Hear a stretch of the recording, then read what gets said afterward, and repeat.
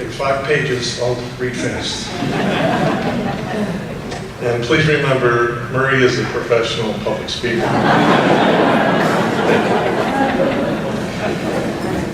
So, don't start the clock yet, because I have an anecdote here that I ran into Coach Emmer before today. And of course, we exchanged pleasantries, and he said, I had to tell everybody, I recruited you. I got you. Okay. So I'll tell you a little recruiting story, and it was in the fall of '71. And I believe it's pretty accurate, even though it's a while ago, so facts may be off a bit. So I'm together with Coach Emmer and Coach Winters, and they want to show me the campus, so we drove up Prospect and got to the corner because they said, we got to show you Old Main and the locker room and what have you. I turned the corner and I go, wow, Graham Avenue. And Coach Emmer says, yeah, it's just a recruiting thing, but if you come here, we'll make it permanent. Pretty cool. So obviously I came, and like this, and they walked away from that meeting laughing at both, like this. I said, well, I think the joke's on you guys. And I said, because it's still Graham Avenue for 47 years. So, gotcha. So, I do want to say good evening to everyone. This has been one heck of a weekend. There's so many people that have put a lot of time and effort into this, and it's went off without a hitch. And I'm glad to have my wife with me through the whole weekend. We've been having a lot of fun. Certainly, congratulations go out to our football team, who was 3-1 going into this Morrisville game, and they came away with a decisive victory. And if you're able, the men's lacrosse alumni game tomorrow, face off at 10:30 if you can make it. I thank the C Club committee for being selected to this very prestigious award, especially in this year we celebrate our 150th anniversary of our college and 50th anniversary of the C Club. I thank those who took the time to write letters of recommendation and support, which proved instrumental in this induction. My congratulations to my fellow 2018 inductees, and I'm especially honored to share this evening with my teammate Judd Smith and Coach Chuck Winters. I am proud that Judd and Coach and I are becoming C Club members in the same year because, as you all know by now, we're all part of Cortland's first lacrosse national championship in 1973. I wonder, where would I be without them tonight? I also extend a special thank you to my liaison, Jonah Reardon, for his attention to detail in making this occasion so enjoyable. I'm excited to have so many family members here tonight. They include my wife, Ruthie, our only daughter, Mary Ruth. Her son and daughter couldn't make it. They're playing football and field hockey, so we'll give them a pass. My son, Peter Jr., who earned his undergrad and master's degrees from Cortland, and 2 out of his 4 sons, John and Joe. Plus, I have 2 of my siblings, Richard and Chris, here tonight. And I thank you all for being here. I love you all. My 3rd son, Michael, is working in LA and couldn't be here, but he reminded me not to get emotional. And he knows me too well. Oh, I should have said that line. By the way, all 3 of my kids are better athletes than I. And more importantly, they have great character and are solid citizens. And 2 out of the 3, Michael doesn't have kids yet, are absolutely wonderful parents.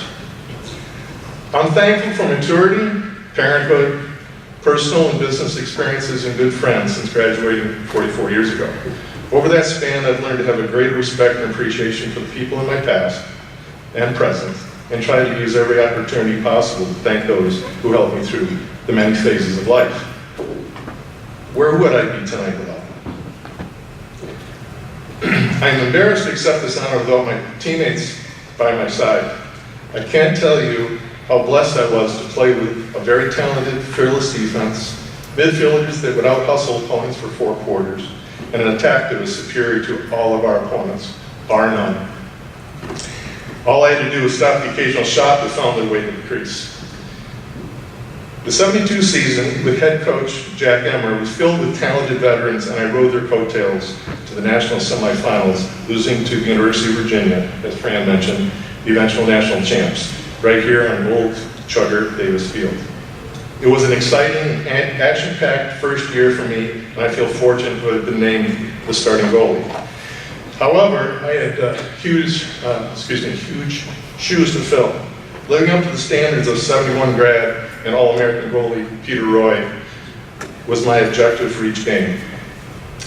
In 1973, Coach Winters took the helm, and many new players stepped up in a big way to fill the void of the graduated stars, and we won the national championship, which was a tremendous achievement for the team and for the school, and very sweet to win at home, again on old Charter Davis Field, and in front of our always incredibly loyal and rowdy fans.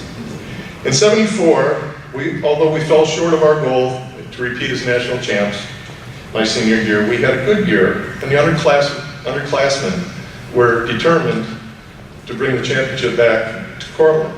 Led by Coach Winters and All-American Judd Smith, they did just that. It truly was a pleasure playing with these guys and coaches. I'll never forget them. Where would I be tonight without them? You can't have success without you and us. I know that it's never been me, me alone in any personal or professional achievement. Applying life lessons taught by family, coaches, teachers, teammates, bosses, co-workers, etc., has been a lifelong learning experience. I can continue to learn from my wife, kids, and especially our grandkids all the time, which I think is pretty cool. They keep me centered, honest, and on the right path, and I thank them very much for all they do for me. For example, recently my 6-year-old grandson Joseph corrected me when I referred to my hair as grayish. He said, "Papa, your hair is definitely white." Get me centered. One can't, won't, aren't going to do it alone. I'm definitely here tonight because of the us in my life. Where would I be without them? Coaching and teammates got me here tonight, and I have been the recipient of greatness in both categories. From my legendary high school coach, Mr. Joseph Cortland, who taught me the game how it was truly meant to be played, along with some great high school teammates, and culminating with my Cortland teammates and coaches. There were no impediments in our path to success. I only had Coach Emmer for 1 year, but that 72 year was tremendous. I appreciated his in-your-face approach, his coaching techniques, and winning attitude. He was definitely good for us and for the university. Coach Winters was the perfect coach for me. He guided me through my sophomore year and then gave me the opportunity to be a leader in my last 2 years. I appreciate his coaching and confidence in me, and was the main reason I chose Cortland. Thanks, Coach. Sorry, Coach Emmer. Then there was Coach Bob Yeoman.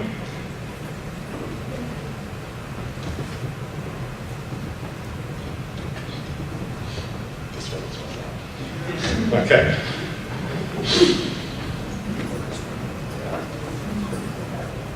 I'm back.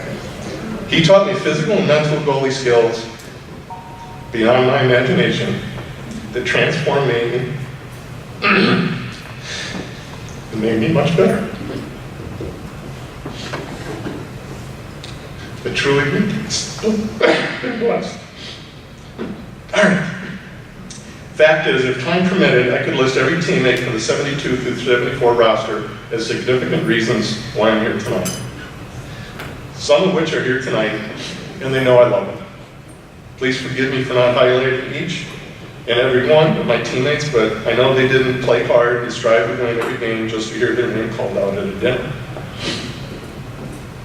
I believe they played simply for the love of the cross, and they certainly loved to win. We can all remember John Sierra, who ran the athletic training program and is a legend here at Cortland. He was a tremendous man, and I truly loved him. Daily, he nursed us back to health and kept us whole. He was also a very caring man, a counselor when you needed it, and did not hesitate to give you a boot in the rump when you knew you needed that too. Marcia Carlson was a great educator. She'd made me grow up, always demanded that I be responsible and accountable for my actions, and would not accept mediocrity in her classroom. Jerry Kashani was and still is a Superman. He was light years ahead of PE industry. His numerous innovations made us physically and mentally superior, and then he would push us past our level of understanding. But because we trusted him completely, and because he would kick our asses if we didn't do what he told us, we followed his direction. Thus, he made us so much better, and we were very fortunate to have him. By the way, I met him today, and I think he probably could still whip me. This is just a small sampling and only a few words about those that have had a positive impact on my life. And I passionately ask you, where would I be tonight without them? In conclusion, the sum of the parts equals success, and I'm only one part. Together we achieve success. Maybe you folks have someone in your life you could thank for what they've done for you. Perhaps they're sitting at your table, or the next. Or possibly they're somewhere in this room, on campus, at home, at work. I'm certainly not trying to preach or imply you haven't expressed appreciation to those in your life or have told them thank you. I'm just suggesting there's nothing wrong with saying it again and again. Where would you be without them? I know without mine, I would not be here tonight. Therefore, please accept my heartfelt thank you, thank you, thank you.